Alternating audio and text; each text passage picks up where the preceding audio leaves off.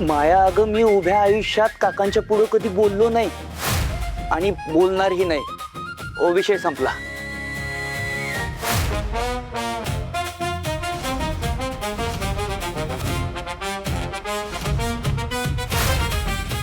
शबास, पुतण्या असावा तर असा, आणि काका असावा तर तुमच्यासारखा,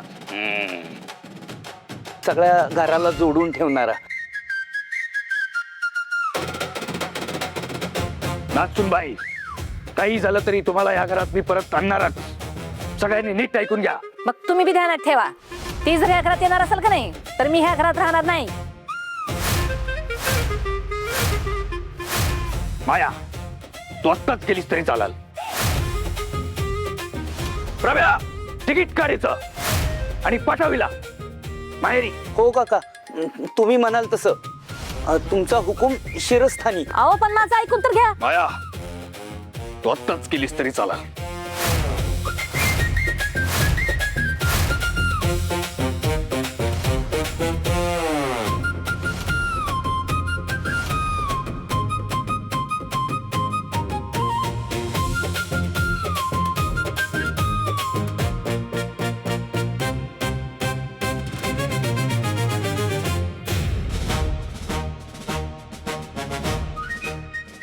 बाई,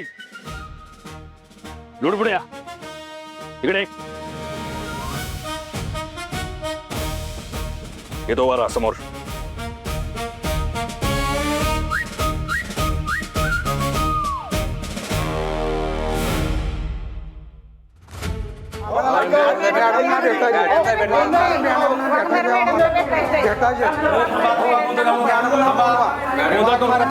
शांत शांत व्हा.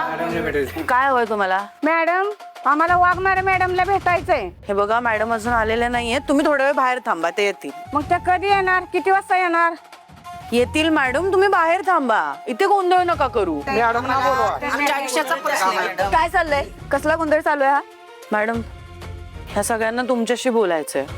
आणि कधीपासून गोंधळ करतायत मी त्यांना सांगते, शांत राहा शांत राहा, कुणी ऐकतच नाहीये माझं. नेमकं काय झालंय ते स्पष्टपणे सांगाल का मला? मॅडम, गावातली गुंड जवळ 70,000 जवळ